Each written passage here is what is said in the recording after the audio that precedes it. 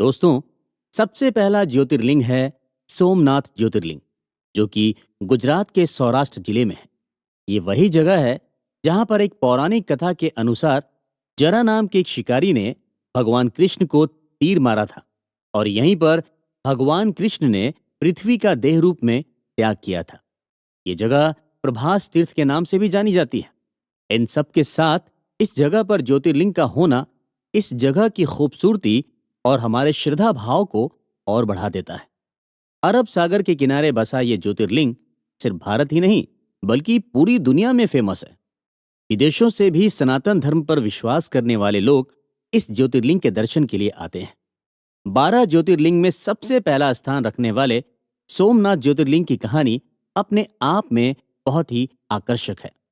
पौराणिक कथा के अनुसार कहा जाता है कि राजा दक्ष प्रजापति की 27 बेटियां थीं और इन सभी की शादी चंद्र देवता यानी कि चंद्रमा के साथ हुई थी। चंद्रमा अपनी सभी पत्नियों से बहुत प्यार करते थे, लेकिन वो सबसे ज्यादा प्यार रोहिणी से करते थे, जिसकी वजह से उनकी दूसरी पत्नियां अक्सर उनसे नाराज रहती थीं। एक दिन मायूस होकर सभी बेटियां अपने पिता राजा दक्ष प्रजापति के पास पहुंची। दक्ष प्रजापति की सभी बेटियों ने अपना दुख अपने पिता को सुनाया, जिस पर दक्ष प्रजापति बहुत नाराज हुए और उन्होंने चंद्रमा को समझाने की कोशिश की। उन्होंने कहा कि चंद्रमा के लिए उनकी सभी पत्नियां बराबर हैं और उन्हें सभी को एक जैसा ही प्यार देना चाहिए। लेकिन चंद्रमा रोहिणी के मोह में थे, तो उन्हें कुछ और दिखाई ही नहीं दे रहा था। जिसके बाद राजा दक्ष प्रजापति ने गुस्से में आकर चंद्रमा को श्राप दे दिया। दक्ष प्रजापति ने श्राप देते हुए कहा कि उन्हें क्षय रोग हो जाए, जिससे कि दिनों दिन उनकी खूबसूरती कम होती चली जाएगी। दक्ष प्रजापति का श्राप सच साबित हुआ और धीरे धीरे चंद्रमा की रोशनी और उनका आकार छोटा होने लगा, जिसकी वजह से धरती पर चारों तरफ हाहाकार मच गया। ऐसा लगने लगा था कि इस दुनिया से चंद्रमा की मौजूदगी खत्म हो जाएगी। चंद्रमा भी अपना हाल देखकर बहुत दुखी हुए। इस श्राप से मुक्त होने के लिए वो भगवान ब्रह्मा के पास पहुंचे। तब भगवान ब्रह्मा ने कहा कि उन्हें भगवान मृत्युंजय यानी कि महादेव की आराधना और भक्ति करनी चाहिए। इससे उन पर लगा श्राप पूरी तरह से खत्म हो जाएगा।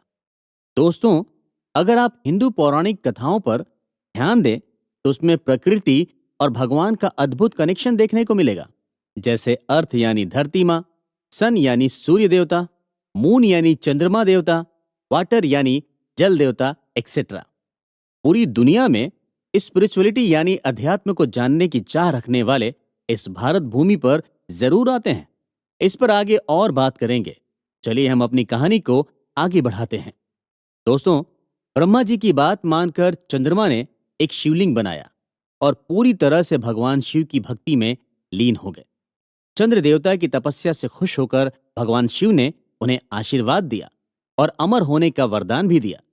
भगवान शिव ने चंद्रमा से कहा कि कृष्ण पक्ष के दौरान रोजाना वो घटते चले जाएंगे, लेकिन शुक्ल पक्ष में धीरे धीरे वो फिर से अपने असली रूप में आ जाएंगे। इस तरह से भगवान शिव ने चंद्रमा को श्राप से भी बचाया और दक्ष प्रजापति का श्राप भी झूठा नहीं हुआ। इसके बाद चंद्रमा ने दूसरे देवताओं के साथ मिलकर भगवान भोलेनाथ से प्रार्थना की कि वो लोगों के दुखों को दूर करने के लिए मां पार्वती के साथ यहीं पर रह जाएं। उसके बाद महादेव शिवलिंग के रूप में इसी जगह पर बस गए। चंद्रमा का दूसरा नाम सोम भी है और उन्होंने भगवान शिव को अपना नाथ मानकर उनकी तपस्या की थी।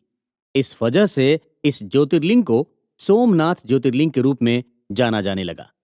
ऐसा कहा जाता है कि इस मंदिर का कंस्ट्रक्शन खुद चंद्र देवता ने सोने से करवाया था, जिसका जिक्र 4 वेदों में से एक वेद ऋग्वेद में मिलता है। यहाँ पर जो भी भक्त सच्चे मन से सोमनाथ ज्योतिर्लिंग का अभिषेक और पूजा करता है, चंद्र देवता की तरह भगवान शिव उनके सारे दुखों को दूर कर देते हैं। पहला ज्योतिर्लिंग होने की वजह से इस मंदिर की ग्लोरियस हिस्ट्री रही है। सोमनाथ ज्योतिर्लिंग को कई बार तोड़ा गया, तो वहीं कई बार इस मंदिर का कंस्ट्रक्शन भी करवाया गया। सोमनाथ ज्योतिर्लिंग का जिक्र भारत के पुराने स्क्रिप्चर महाभारत, श्रीमद् भगवत गीता, शिव पुराण और स्कंद पुराण में भी मिलता है। इस हिसाब से अंदाजा लगाया जा सकता है कि सोमनाथ ज्योतिर्लिंग कितना पुराना है। 7th सेंचुरी में वल्लभी के मैत्रक राजाओं ने इस मंदिर को बनवाया था, लेकिन 8th सेंचुरी में सौराष्ट्र के सोमनाथ मंदिर ने फिर से तबाही का मंजर देखा। अरबी गवर्नर जुनायद ने इस मंदिर को डिस्ट्रॉय करने के लिए अपनी पूरी सेना भेज दी थी। अरब यात्री अल बरूनी ने अपनी भारत के दौरान लिखे ट्रैवलॉग में इसका जिक्र किया था। कहा जाता है कि सोमनाथ मंदिर में खूब धन दौलत थी। यहाँ इतना ज्यादा सोना, चांदी और ज्वेलरी थी कि उसे लूटने की कई बार कोशिशें हुई। महमूद गजनवी ने 1024 में अपने 5000 सैनिकों के साथ मिलकर सोमनाथ ज्योतिर्लिंग पर हमला कर दिया था और मंदिर के खजाने को लूट लिया था। महमूद गजनवी के बारे में भी थोड़ा जान लेते हैं। गजनवी सेंट्रल अफगानिस्तान में केंद्रित गजनवी राजवंश का एक इंपॉर्टेंट रूलर था। वो ईस्टर्न ईरान लैंड्स में एम्पायर के विस्तार के लिए जाना जाता है। गजनवी ने इंडिया पर 17 बार हमला किया था। महमूद गजनवी ने जब सोमनाथ ज्योतिर्लिंग पर हमला किया था तो उसने ज्योतिर्लिंग को पूरी तरह से खंडित कर दिया था। यहां तक कि मंदिर में लूटपाट करने के बाद वो मंदिर के दरवाजों को भी अपने साथ ले गया था। कहा जाता है कि आगरा के किले में जो दरवाजे लगे हैं वो सोमनाथ मंदिर के थे। महमूद गजनवी ने जिस टाइम मंदिर पर हमला किया था उस टाइम मंदिर में हजारों लोग दर्शन कर रहे थे। महमूद गजनवी ने सभी भक्तों को मरवा दिया था। इस मंदिर के पूरी तरह से डिस्ट्रॉय हो जाने के बाद गुजरात के राजा भीम और मालवा के राजा भोज ने मिलकर इस मंदिर को फिर से बनवाया था। लेकिन मुगल्स को यह भी रास नहीं आया और 1297 में एक बार फिर सोमनाथ मंदिर पर अटैक हुआ। उस वक्त दिल्ली सल्तनत पर अलाउद्दीन खिलजी का राज था और उसने गुजरात को अपने कब्जे में कर लिया था, जिसके बाद 5वीं बार सोमनाथ मंदिर को गिरा दिया गया। मुगल एम्परर औरंगजेब ने भी 1706 में सोमनाथ मंदिर पर हमला किया था, लेकिन इस मंदिर पर इतने सारे हमले होने के बाद भी सौराष्ट्र से सोमनाथ मंदिर के अस्तित्व को कोई नहीं हटा पाया। आजादी के बाद 1 मई 1950 को सौराष्ट्र के राजा दिग्विजय सिंह ने इस मंदिर की नींव रखी थी। 11 मई 1951 को इंडिया के first president doctor Rajendra Prasad ने इस मंदिर में शिवलिंग की स्थापना की थी।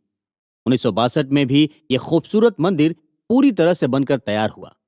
इस मंदिर को बनवाने का पूरा क्रेडिट लौह पुरुष सरदार वल्लभ भाई पटेल को जाता है। सोमनाथ मंदिर का परिसर बहुत बड़ा है, जिसमें और भी कई देवी देवताओं के मंदिर हैं। यह मंदिर गर्भगृह, सभा मंडप और नृत्य मंडप में डिवाइड किया गया है। मंदिर के परिसर में रोजाना शाम को 1 घंटे तक लाइट एंड साउंड शो भी चलता है, जिसमें सोमनाथ मंदिर की हिस्ट्री को बहुत ही खूबसूरती के साथ दिखाया जाता है। सोमनाथ में हिरन, कपिला और सरस्वती नदियों का महासंगम भी है, जिसे त्रिवेणी संगम कहा जाता है। यहाँ पर सोमनाथ मंदिर में दर्शन करने से पहले भक्त आस्था की डुबकी लगाते हैं।